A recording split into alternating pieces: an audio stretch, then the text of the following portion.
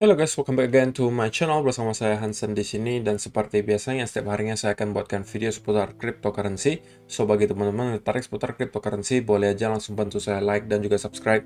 Jangan lupa juga untuk hidupkan lonceng notifikasinya supaya teman-teman nggak ketinggalan update terbaru seputar cryptocurrency.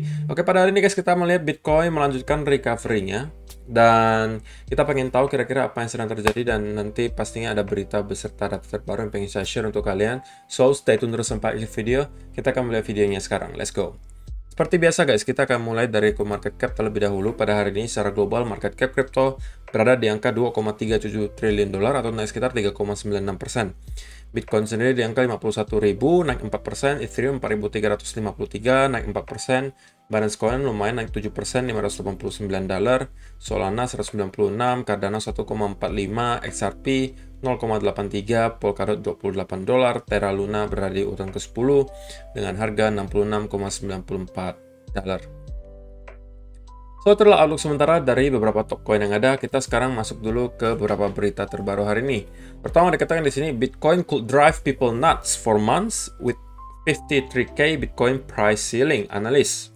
Jadi hari ini ada analisa baru lagi dari seorang analis gitu ya, yang mengatakan bahwa kita kemungkinan akan mendapati Bitcoin itu ranging antara angka 53.000 dengan angka 42.000 selama berbulan-bulan.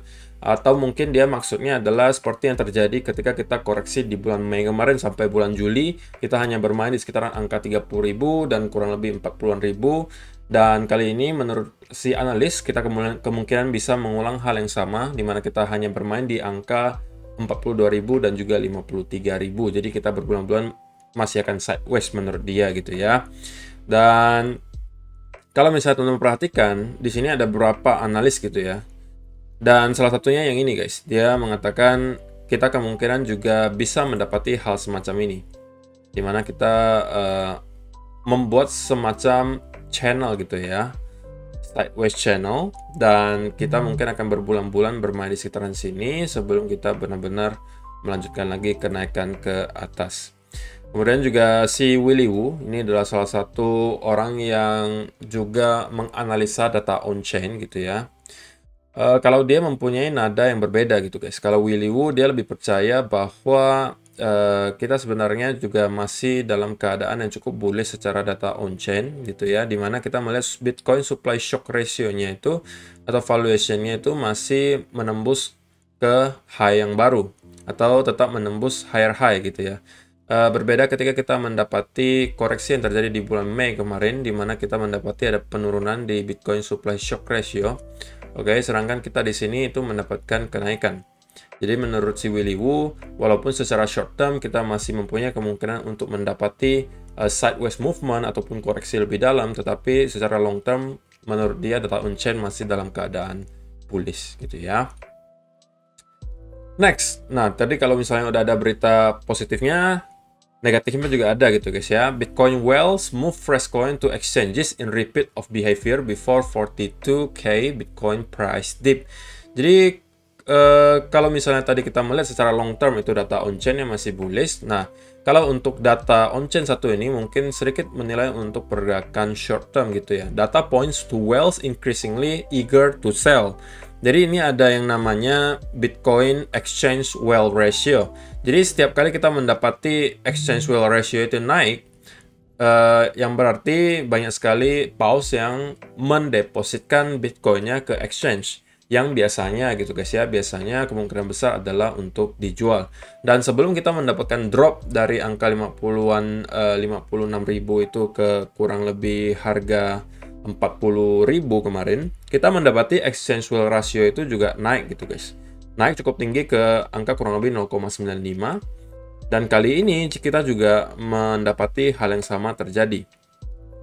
Nah pertanyaannya, apakah hal yang sama juga akan terjadi lagi, di mana kita mendapati lagi penurunan yang drastis seperti kemarin, ataukah para whale ini hanya bersiap-siap gitu, apabila terjadi sesuatu yang tidak diinginkan mereka udah bisa langsung jualan karena Bitcoinnya udah didepositkan ke exchange. Tidak ada yang tahu, cuman kalau misalnya kita melihat hal seperti ini, kita harus berasumsi bahwa ya kemungkinan short term mereka masih bisa jualan lah gitu ya. So, kalau misalnya ditanya short termnya ya masih bisa koreksi nggak kok? Ya masih bisa gitu ya. Tetapi kalau secara data on-chain yang long term dan mid term, itu kita masih biasnya sedikit ke arah bullish seperti itu ya. Jadi itu adalah data untuk para paus gitu. Dan jadi untuk para paus sekarang kita melihat ada sedikit sebagian yang mulai start untuk mendepositkan Bitcoin-nya ke dalam exchange. Dan ini juga terbukti di supply on exchanges ya, alias supply yang berada di exchange. Dan kita mendapatkan sedikit kenaikan di sini. Ini mungkin juga terpengaruh dari yang tadi ya guys ya, dimana para whales ada sebagian yang mulai mendepositkan Bitcoin-nya lagi ke exchange. Bisa jadi untuk bersiap-siap, ataukah memang mereka juga mempunyai planning untuk kembali menjual di harga tertentu ya, kita tidak ada yang tahu. Dan data on-chain yang satu ini juga membuktikan hal yang sama gitu ya. Balance on exchanges itu juga mengalami kenaikan sedikit, yang dimana berarti stok Bitcoin yang berada di exchange sekarang sedikit naik. Dan kalau misalnya teman-teman membandingkan dengan yang terjadi di bulan Mei kemarin, ini belum ada apa-apanya gitu guys. Kalau misalnya di bulan Mei kemarin ketika kita mendapatkan drop seperti ini, kemudian ada bull trap gitu kan, ketika hal ini terjadi, kita melihat ada peningkatan yang signifikan di balance on exchanges. Nah, apabila gitu guys ya, nanti kita juga mendapati hal yang sama terjadi di sini. Apabila kita juga melihat nanti balance on exchanges mengalami peningkatan yang signifikan, maka saya pribadi juga akan sedikit cautious gitu guys ya, atau sedikit was-was lah gitu. Apabila kalau kita melihat pattern yang sama terjadi di mana kita mendapati balance of exchanges itu naik drastis, yang berarti banyak sekali orang mulai start depositkan Bitcoin-nya ke exchange, dan biasanya itu hanya untuk dijual gitu ya. Dan kita sekarang melihat sedikit peningkatan, walaupun ya secara overall trend teman-teman masih bisa melihat kita ini masih dalam downtrend, tapi kita sekarang melihat ada sedikit peningkatan, belum terlalu signifikan. Kita perlu tunggu data-data berikutnya mungkin dalam 1 atau 2 minggu ke depan untuk melihat apakah kita membentuk pattern yang sama dengan yang terjadi bulan Mei. Apabila hal tersebut terjadi, maka kemungkinan saya akan lebih waspada lagi akan adanya penurunan lanjutan gitu ya. Nah, kalau yang satu ini juga untuk mid term sampai long term ya guys ya. Mid term sampai long term, kalau misalnya teman perhatikan di sini, ini adalah illiquid versus liquid supply. Nah, kalau misalnya teman perhatikan, sekarang yang meningkat terus-menerus ini adalah Bitcoin illiquid supply-nya, alias Bitcoin yang tidak lagi liquid, tidak lagi berada di exchange. Dan ini sebenarnya ya mirip-mirip aja dengan yang tadi guys, ini ya balance on exchanges. Jadi kita juga overall melihat liquid supply terus-menerus naik gitu ya. Dan ini juga membuktikan untuk sementara kita masih berbeda dengan yang terjadi di bulan Mei, di mana kita mendapati drop parah, kemudian kita mendapati ada semacam relief rally, atau kalian mau sebutnya dead cat bounce, atau kalian mau sebutnya bull trap, terserah ya. Nah, ketika bull trap tersebut terjadi, kita melihat illiquid supply-nya itu terus-menerus menurun. Yang dalam artian semakin banyak orang mendepositkan Bitcoin-nya ke exchange gitu ya. Nah, untuk sekarang kita belum melihat hal tersebut terjadi gitu ya. So far saya masih melihat data on-chain-nya masih terlihat cukup normal, cenderung bullish gitu ya. Tapi kita masih perlu update ketika nanti beberapa minggu ke depan mungkin. Kita harus melihat lagi apakah ada terjadi perubahan. Jika kita melihat illiquid supply-nya mulai start untuk menurun, kemudian yang tadi juga balance on exchanges yang mulai naik drastis, maka jika itu yang terjadi, mungkin saya akan sedikit lebih was-was dan mungkin saya akan mempertimbangkan untuk mengurangi porto saya lagi di cryptocurrency gitu ya. Nah, itu adalah untuk beberapa data on-chain hari ini. Kalau misalnya teman-teman memang pengen update-nya, silakan langsung subscribe saja dan juga like supaya teman-teman nggak ketinggalan update-update data on-chain terbaru lainnya. Oke, nah sekarang kita masuk ke chartnya Bitcoin dan kita mulai dari daily chart terlebih dahulu. Nah, kalau per hari ini kita melihat Bitcoin udah kembali lagi ke angka 51.000 ya guys ya. Dan sekali lagi tentunya ini ada berita positif dan berita negatifnya. Positifnya adalah kita terus-menerus melanjutkan recovery. Oke. So far kita masih melihat momentumnya cukup baik ke atas. Dari yang awalnya kita di 47.000, kita udah sekarang nyampe ke 51.000. Kalau misalnya teman-teman zoom in kemarin, kita sempat hampir breakdown dari area support di sini. Kita membentuk dua wave, dan ini juga adalah salah satu hal yang sudah saya sampaikan di kemarin di teman-teman di VIP group. Saya sampaikan untuk pergerakan down ini saya tidak terlalu yakin kita mampu breakdown, dan saya masih lebih yakin kita akan kemungkinan mendapati retest at least ke angka 50.000, dan sekarang kita malah mampu breakout dari area tersebut. So sekarang itu adalah berita positifnya gitu ya guys ya, dimana kita terus mendapati recovery yang awalnya kita udah di 41.000, sekarang kita udah kembali lagi ke 51.000, dan itu merupakan recovery kurang lebih 24% gitu ya. Tetapi tentunya berita negatifnya adalah kita masih tetap stay di bawah trendline di sini. Dan menurut saya untuk membuktikan para bull masih mau memegang kontrol, at least kemungkinan kita harus melewati angka 53.000 di sini. Atau lebih baik lagi, kita bisa breakout dari trendline di sini. Oke, nah ini adalah tentunya membuktikan gitu ya, para bull udah start kembali lagi dan kemungkinan lebih memegang kontrol Bitcoin gitu ya. Tetapi sebelum itu terjadi, tentunya kita masih harus tetap cautious, kita harus tetap waspada akan adanya koreksi lanjutan sesuai dengan yang tadi kita lihat di kegiatan para whale gitu ya, dimana mereka hari ini juga start peningkatan lagi inflow ke exchange alias deposit ke exchange lagi.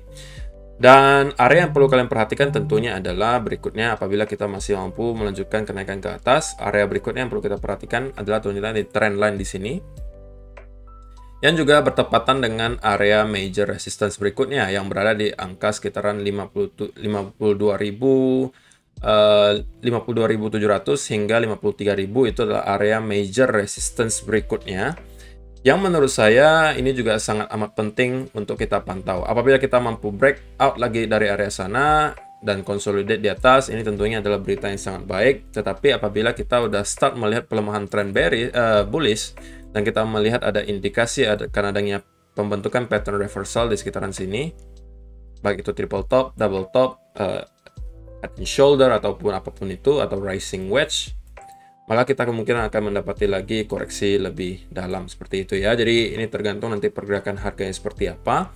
Tetapi per hari ini saya mulai melihat banyak sekali orang-orang juga udah mulai start mengatakan bahwa sebenarnya semua ini hanya koreksi gitu.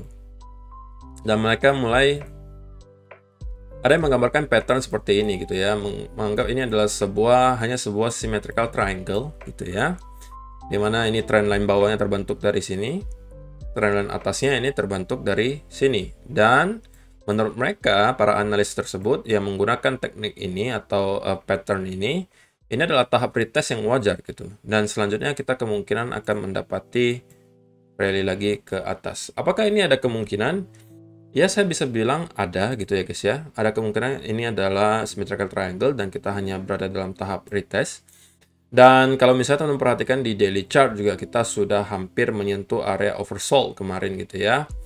Dan ya, kalau untuk sekarang kita masih perlu menunggu untuk informasi berikutnya yang diberikan oleh Bitcoin gitu ya. Dan berita baiknya adalah tentunya kita melihat US dollar juga sekarang mulai start untuk kehilangan momentum bullishnya, dan sekarang kita sepertinya kesulitan untuk menembus area 12.250-an. Dan seperti yang teman-teman tahu, biasanya US dollar itu berkorelasi dengan pergerakan harga Bitcoin ya, dimana kalau US dollar naik atau menguat, itu biasanya Bitcoin bakal melemah. Sebaliknya kalau misalnya US dollar melemah, biasanya Bitcoinnya yang akan menguat. Dan kali ini kita sepertinya tertahan di area trendline sekaligus area Fibo 0,5 untuk US dollar indeksnya. Dan apabila kita mendapati koreksi di sini dan sekaligus kita breakdown dari neckline di sini, saya rasa ini adalah valid double top. Kemudian kita bisa melanjutkan koreksi ke bawah, dan ini bisa jadi akan men-trigger rally di Bitcoin. Namun itu sekarang baru sekedar asumsi, kita belum bisa mengatakan double top ini valid sebelum dia benar-benar breakdown dari neckline-nya, karena masih ada kesempatan kita untuk kembali breakout ke atas. Dan apabila kita melanjutkan kenaikan, saya rasa next target yang perlu kita perhatikan adalah di sekitar 12.400 yang merupakan area golden pocket vibrasi 0,618-nya. Dan juga berikutnya berita positifnya juga adalah kita melihat sedikit bounce di stock market US yang sekali lagi saya katakan juga berkorelasi dengan pergerakan harga Bitcoin. Kita juga bermain di semacam channel di sini dan kita kemarin melakukan retest. Nah, sekarang kita mendapatkan sedikit bounce, oke?